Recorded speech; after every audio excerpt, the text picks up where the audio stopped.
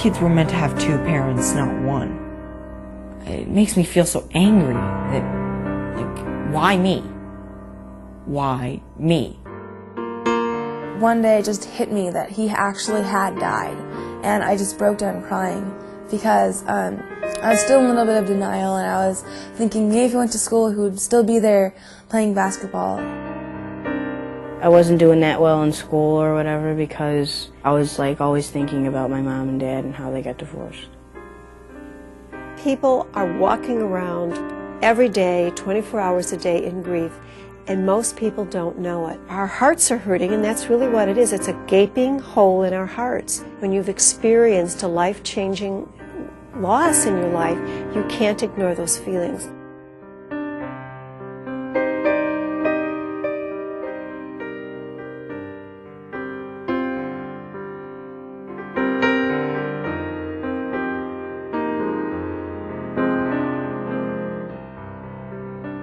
I'm Cameron, and I'm 13, and my parents split up when I was 10. I was sad, like, when my dad moved out, and, you know, and I was also relieved because, you know, I didn't have to go through the stress of getting in arguments every night. He missed his father. He wanted to be a family. All his friends came from homes. Their parents are married still, and that was very difficult for him, I think, to feel that way, that he wasn't in a complete family anymore. Whether it's a death or a divorce or a separation, or maybe you're in a foster family or the third or fourth foster family, maybe you have a parent or a loved one who is incarcerated. How we got to those losses is different, but ultimately we're going to grieve. If parents are divorced, you feel profoundly alone, that no one understands what you're going through. And again, they probably don't, because it's your story and it's what has happened to your family. And the other thing is, you don't want anybody to fuss over you. That's not, you just want to sort of go about your business, and you don't want it to be treated differently, but yet you do want to be acknowledged.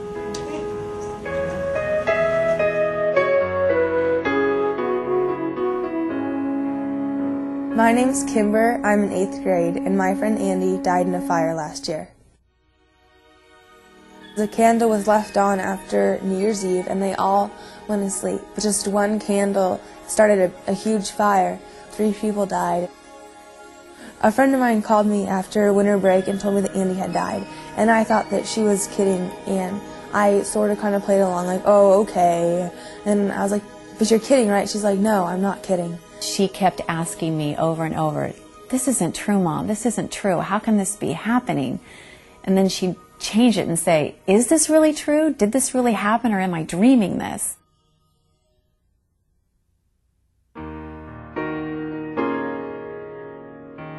The different sets of feelings we're going to have. One is, you know, the official word is denial.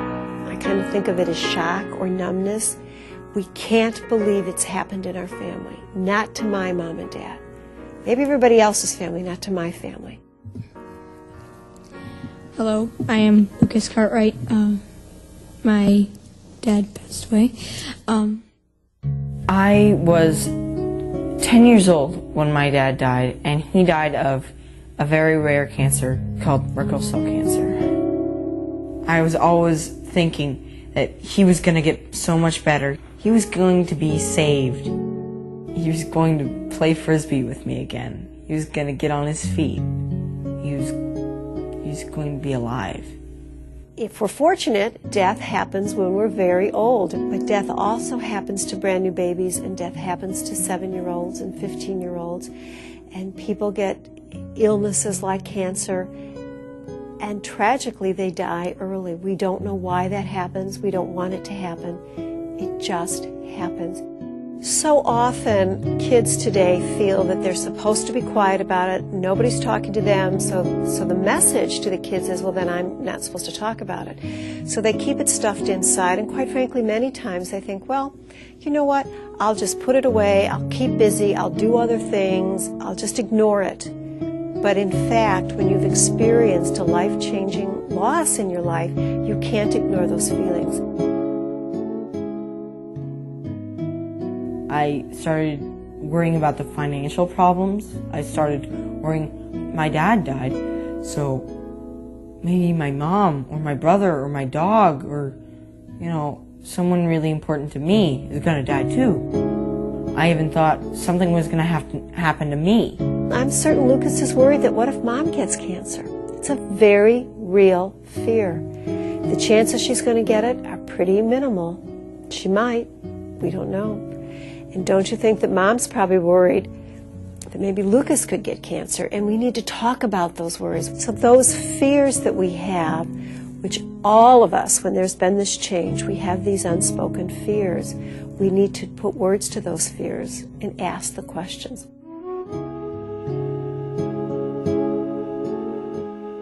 They'd have arguments that start off about something like stupid as like something like with school or like something with my karate or something like that. And, you know, I always thought that, you know, it was my fault for those arguments. Like if they hadn't had those arguments, then maybe they wouldn't have gotten divorced. If Cameron was bad, he thought that we might have an argument about that it was his fault, that we were arguing about that. He was too young. He didn't realize that parents fight about those type of things, and he blamed himself for a lot. Bargaining is another one when you think, okay, I'll get good grades, Dad will come back.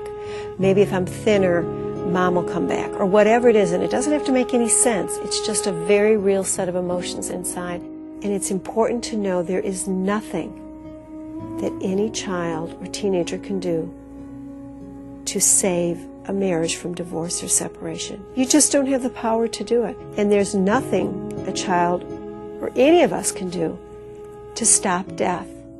That's part of life. Death is the last stage of someone's life.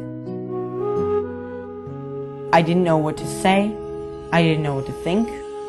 All I could feel and all I could think of was fury, fury, fury, destruction, destruction, chaos, chaos.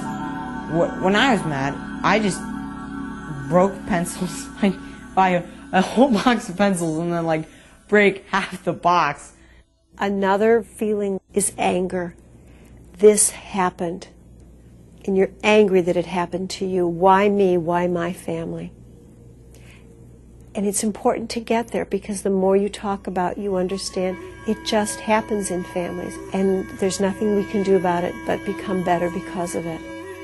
You know, I'd go to my friend's house a lot, and, you know, I'd see them with their, like, family, and their whole family was together, and, you know, I was kind of mad at my parents for not being able to do that for me, like, not being able to get along.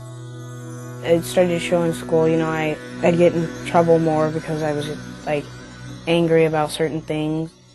If we're angry, we don't beat up somebody else. You get on your bike and you just ride till you're exhausted.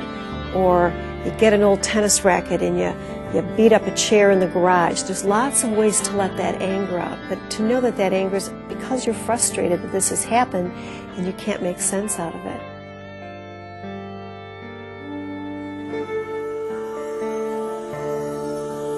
It started to really get to me, and I got really depressed. I basically just sat in my room and like watched TV or something, or slept a lot and stuff like that. He didn't want to do karate anymore. He wanted to stay in the house a lot. Started eating a little bit more. He missed his dad a lot. Another one is depression or sadness, and it's okay to be sad. When you think about it, my life is totally different. Everything that I was comfortable with has changed now. You have every right to be sad. But what we don't want to be is sad forever. We don't want to be stuck in that sadness.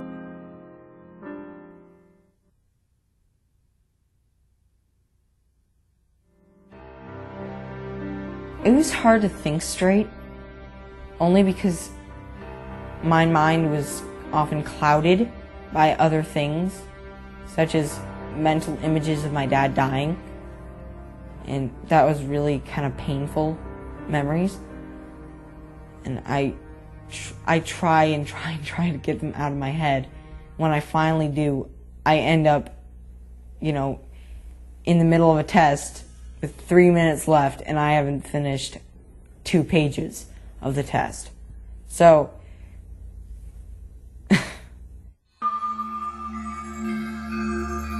during school, I'd be wondering, where is he now?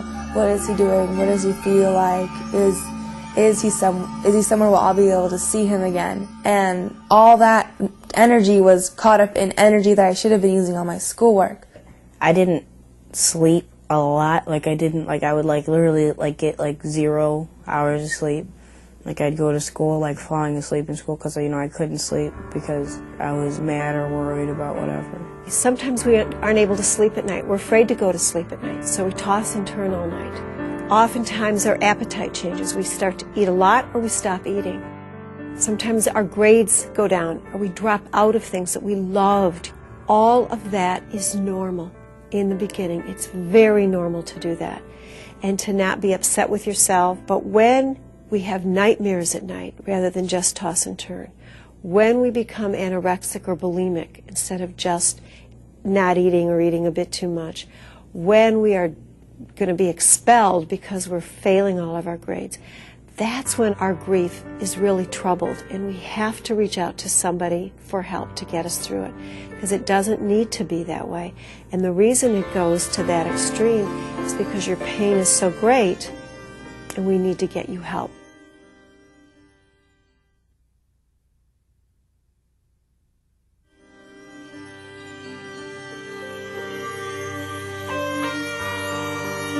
Going to school, it's like you're walking amongst a crowd of strangers.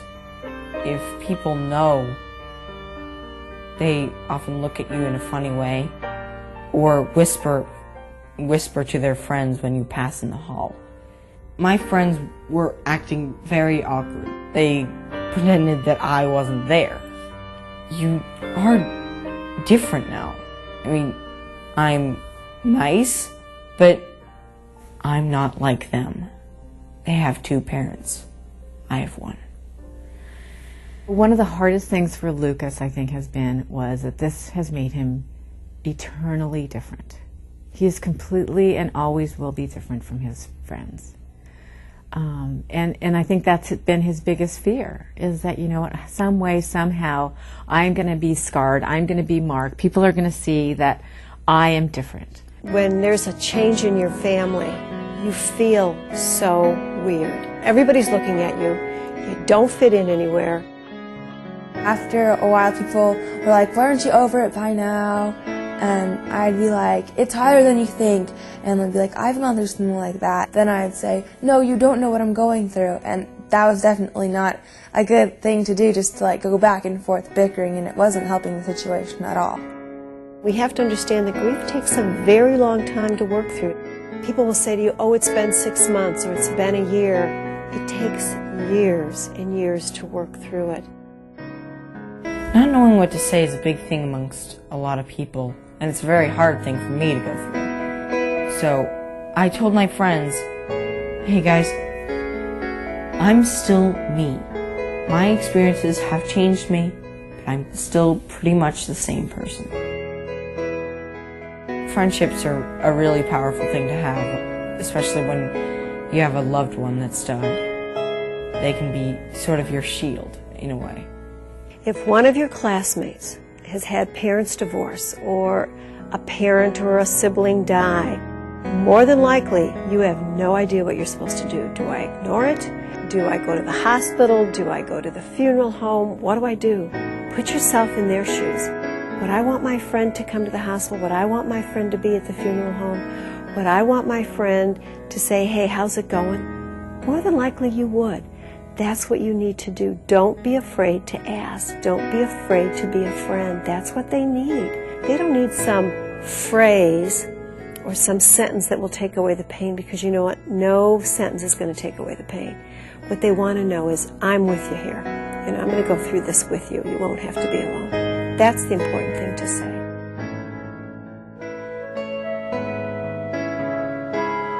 When we are in grief, it's almost like the worst toothache in the world. No one's telling us it'll get better.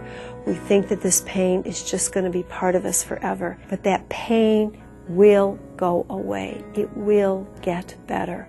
And you have to believe that and know that. And not to use drugs and alcohol, not to join a gang, not to beat up on your friends on the playground or your brother and sister. Any of those things are really in the long run, not going to change the pain. It's only sort of a temporary fix. What we need to do is work through that pain and talk about it and understand why all those emotions are there. I joined a support group for people going through grief, and it helped me a lot because you can talk about it with people who are going through some of the exact same things you've been through.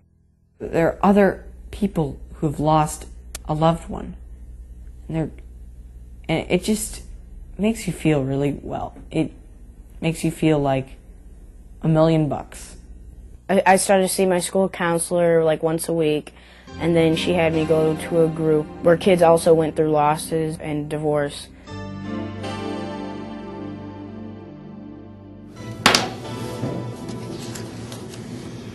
Your grandparents tell you one side of the divorce story, your dad tells you another, and your mom tells you yet another side of the story. So what do you think you would do if it happened? Do you have any idea? You know that, like, no matter like what they say, you know, you can't really change the outcome of it, so. It's a good way of looking at it. It kind of helped with the depression and anger and everything. And, you know, realizing that it wasn't my fault, and, you know, I was kind of relieved because I really had convinced myself that it was my fault. You know, it was kind of like having a weight on your shoulder or something. I was like relieved. The more he started going, I did see a big improvement with him. He was more relaxed, not so depressed. He wanted to go out and play. He seemed more at ease.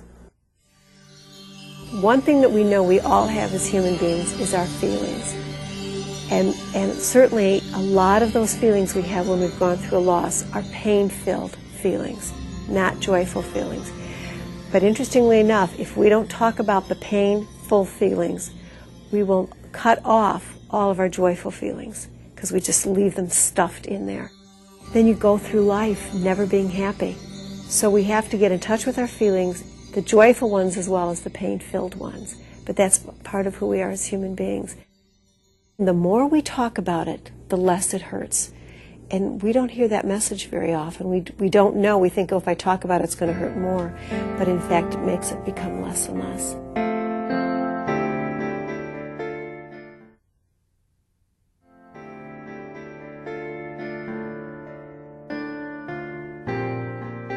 As I grow older, I begin to realize that more of what I lost and how I lost it, and I've grown stronger because of it.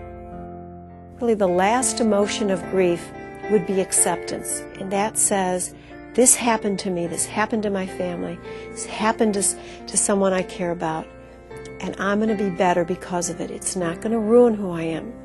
It's going to help me understand life better. I still feel like I have a relationship with my dad. I still feel that friendship. Cancer only ended his life.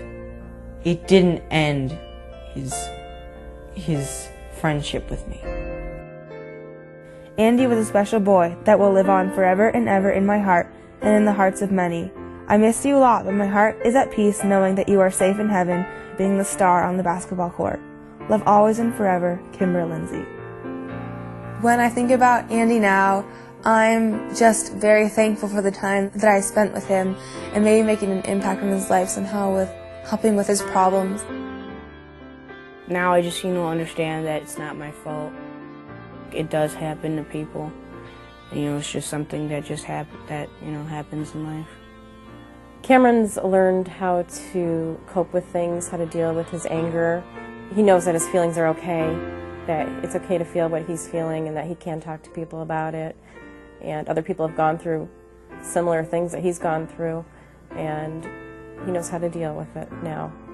He's just got a brighter outlook on things.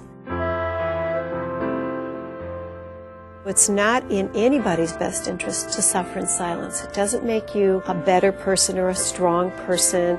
What we need to do is get it out and sort through it.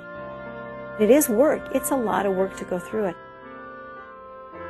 But life can be good again. We don't have to suffer. We don't have to stay angry.